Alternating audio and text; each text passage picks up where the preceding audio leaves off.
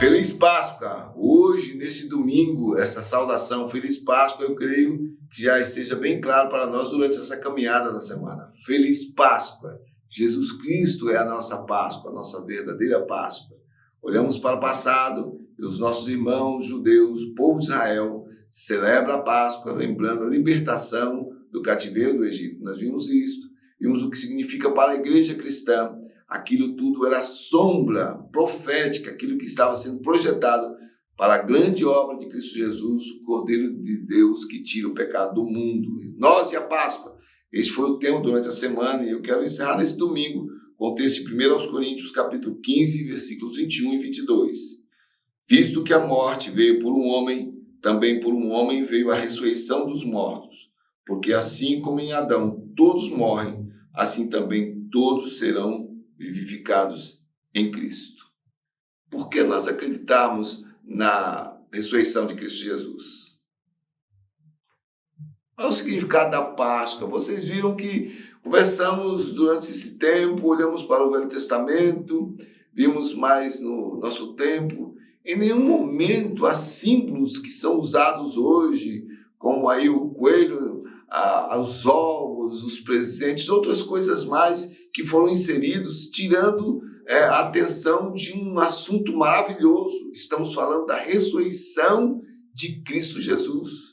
Em João, no capítulo 19, versículos 40 a 42, nós lemos: tomaram, pois, o corpo de Jesus e o envolveram em lençóis com os aromas, como era de uso entre os judeus na preparação para o sepulcro. No lugar onde Jesus fora crucificado havia um jardim, e neste um sepulcro novo, no qual ninguém tinha sido ainda posto. Ali, pois, por causa da preparação dos judeus e por estar perto o túmulo, depositaram o corpo de Jesus. E aí nós vamos para a Bíblia, os textos de Mateus, capítulo 28, Marcos, capítulo 15, Lucas, capítulo 24, João, capítulo 20, narram que homens e mulheres testemunharam que o túmulo no qual Jesus havia sido enterrado estava vazio no domingo. Hoje estamos no domingo que já precede tantos séculos que se passaram. Eles viram o túmulo vazio. Páscoa significa Jesus venceu a morte, o túmulo está vazio, a morte foi vencida, o pecado foi vencido. O apóstolo Paulo resume assim, em 1 Coríntios capítulo 15, versículos 3 a 8, as manifestações do Cristo vivo. Antes de tudo vos entreguei o que também recebi, que Cristo morreu pelos nossos pecados segundo as Escrituras, e que foi sepultado e ressuscitou ao terceiro dia segundo as Escrituras. E apareceu a Cefas e depois aos 12, depois foi visto por mais de 500 irmãos de uma só vez, dos quais a maioria sobrevive até agora, porém alguns já dormem. Depois foi visto por Tiago, mais tarde por todos os apóstolos, e afinal, depois de todos, foi visto também por mim, como por um nascido fora de tempo. Isto é a celebração da Páscoa. Falar da ressurreição de Cristo Jesus. E a ressurreição dele é diferente das outras ressurreições que a Bíblia narra. Por exemplo, Lázaro morreu, foi ressuscitado pelo próprio Jesus, isto está lá em João capítulo 11, mas ele voltou a morrer. Morreu novamente. Deu seu testemunho quando estava ressuscitado, mas morreu novamente. Jesus morreu, porém ressuscitou e não mais morreu. Ele veio buscar e salvar os perdidos, os herdeiros da desobediência de Adão e Eva. A humanidade toda havia caído sob a maldição da morte eterna. Em Cristo nós temos, no entanto, a salvação recuperada. É a restauração, é a libertação.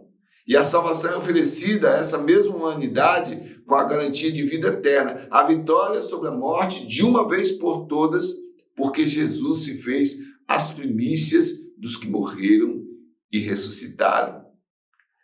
Como é que nós podemos perder tempo misturando o significado da Páscoa, irmãos, com outras coisas dentro das nossas casas? A casa dos cristãos deve ser um instrumento de testemunho daquilo que Deus fez por nós. As nossas crianças precisam saber. Lembra dos filhos judeus? Que rito é esse? Perguntavam da Páscoa. E os pais explicavam e contavam tudo aquilo que Deus havia feito.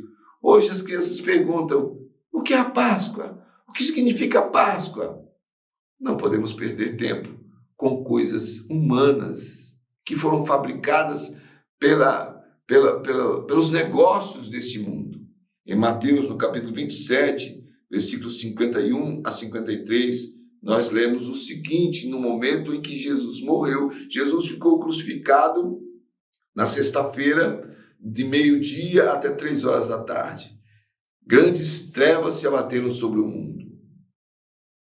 Momento de agonia, mas o Filho de Deus expirou. E aí, Mateus, no capítulo 27, versículos 51 a 53, tem essa visão do que ocorreu no mundo espiritual. Eis que o véu do santuário se rasgou em 2 partes, de alto a baixo. Tremeu a terra, fenderam-se as rochas, abriram-se os sepulcros e muitos corpos de santos que dormiam ressuscitaram e, saindo dos sepulcros depois da ressurreição de Jesus, entraram na cidade santa e apareceram a muitos. Percebamos que há um erro de interpretação por parte de alguns, e eu já vi isso até mesmo em um filme. Jesus, então, morrendo, crucificado e morto, saindo das suas sepulturas. Mateus diz que eles saíram depois da ressurreição. Quando Jesus morreu, ele foi sepultado. Depois que ele sai da sepultura, muitas famílias receberam seus queridos que haviam morrido ressuscitados. Que susto, não? Mas que alegria! Mortos que voltaram a viver. Esta é a celebração da Páscoa.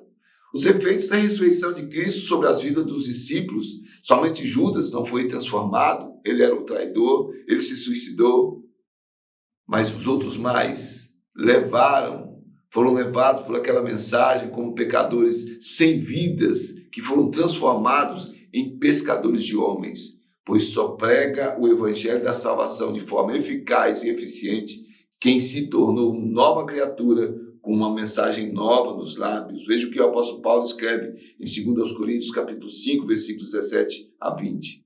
E assim, se alguém está em Cristo, é nova criatura. As coisas antigas já passaram, eis que se fizeram novas.